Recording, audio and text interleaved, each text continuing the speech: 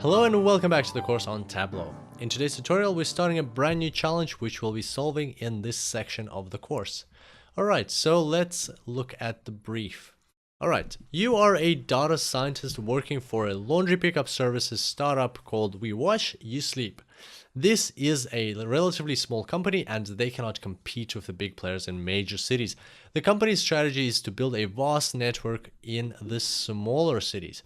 So We Wash, You Sleep already had a strong presence in 140 locations and recently opened stores in 10 new cities. Additionally, the company has 2 separate sales regions. So that's just some additional information on top of everything else. You have been assigned 2 analytics tasks. Number 1, identify which of the 2 sales regions is performing better, i.e. outperforms the other in 2 of the 3 metrics. Average revenue per city, average marketing spend per city, less is better, obviously, and average ROMI. ROMI stands for return on marketing investment per city, and that is revenue divided by marketing spend. And challenge number 2, or analytics task number 2, identify which of the 10 new locations have the best potential for the company to invest more funds into marketing. All right, so let's talk about this for a second before we proceed to the datasets. So this company, We Wash, You Sleep, is a startup, one of those startups or companies where they come to your house, you give them the laundry, they take it away, they wash it, and they come back on the next day. So basically it's all done. It can even be done in the morning if you need it very urgently. Usually takes like a day or 2. And they bring back your laundry and that's it. So you don't even have to have a washing machine, don't have to have a dryer. It's a convenient service, so I've used one of those when I was in the US traveling. Very convenient. And I know there's some in large cities, so like I used one in San Francisco.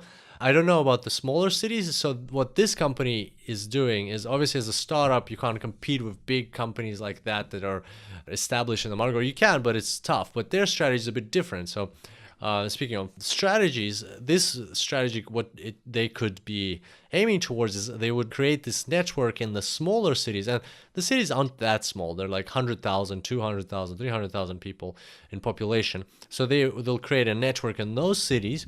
And then when the bigger companies, because it is kind of a new industry, when the bigger companies expand into the smaller cities, what this company could do is they could potentially look to be acquired. So that is a valid strategy for a company as well, to create a network in smaller cities. So when the big company comes there, instead of doing everything from scratch, they can just buy this smaller company and rebrand it. And so that could be the reason why they're doing this, or maybe there could be other reasons. So basically, this is what's happening. So they're in 140 locations, they're expanding to 10 new cities, and now they have 2 separate sales, what are they called? 2 separate sales regions, and they're competing with each other. That's also another strategy where you split your company to 2 geographies, and then they have to compete with each other. So which one outperforms the other gets like bonuses and stuff like that. So that's an important thing. So they want to find out some metrics there. And number 2 is, this is probably the more important part of the challenge, the 10 new cities. They want to know which ones are best positioned to get that additional marketing funding. So if you put that funding into marketing, then you get more return on your investment. So that's what we're going to be researching in part 2. All right, so that's the challenge. Hopefully it all makes sense. Pretty exciting. And where do we get the dataset? Well, to get the dataset, we need a browser.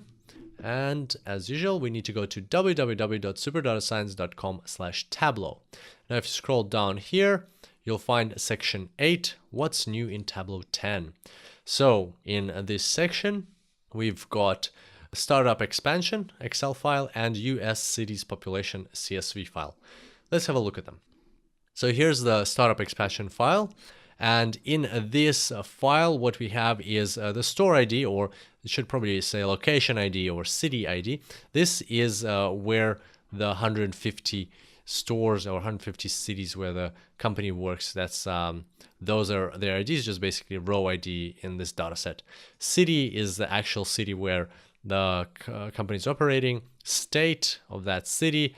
It's actually quite important column because for many reasons, but also because sometimes you might get cities that you don't know which state they're in, because they might be a city or several cities with that name in the US. So it's also always important to look at city and state. It's like kind of like month and year, right? So you might know which month, but you don't know which year. So that might be a problem. So it's always important to know the exact geography or be specific. And we'll see an example of that in this section. Then the sales regions. So as you can see, they're divided by regions. So they basically divided by states. Some states are in region 2, some states are in region 1. Right now it's quite ambiguous. You can't really tell how it looks on the map, but once we create the map, it'll seem pretty interesting how they've divided into 2 sales regions. Next, we've got a new expansion. So is this a new city or not? Basically, they're all old except for the bottom 10, which makes sense, right? So they got added at the bottom. And then we've got the marketing spend, how much was invested into marketing, and revenue. So by the way, in this specific challenge, it's interesting how, or something to note is that ROMI, return on marketing investment, is calculated revenue divided by marketing spend. Sometimes ROMI, this metric is calculated as profit divided by marketing spend. So be careful, like depends on the situation or depends on the definition. In this case, it's the revenue divided by marketing spend.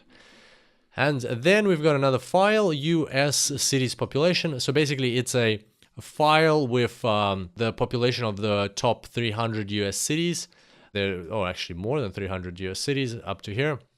A quick hint, all of our cities, the ones we're looking at, these ones here, they're actually part of this top 300. So they're in here, and we will have the population information on those cities from here. So you don't need to worry about that. As long as we have this file, we'll have the population. We'll be using column 215 estimate. So there's the 2010 actual census data, 2015 is an estimate, but we'll be working with this because it's more recent.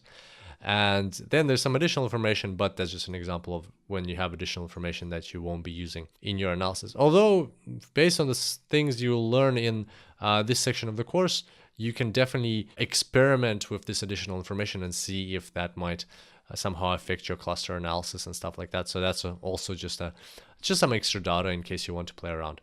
All right, so there we go. That's what we have for this section. We've got 2 data files, and we have our challenge for this part of the course. It's going to be a very exciting tutorial. We're going to talk about some cool analytics. So this first part is going to be all about geographies and mapping. The second part is going to delve into some more advanced stuff. We're going to talk about clustering, and we're also going to talk about trends or building forecasts, or actually like models, regression models on top of clustering. And then we'll also talk about cross dataset joins and a few other things. So exciting challenge ahead, exciting section ahead.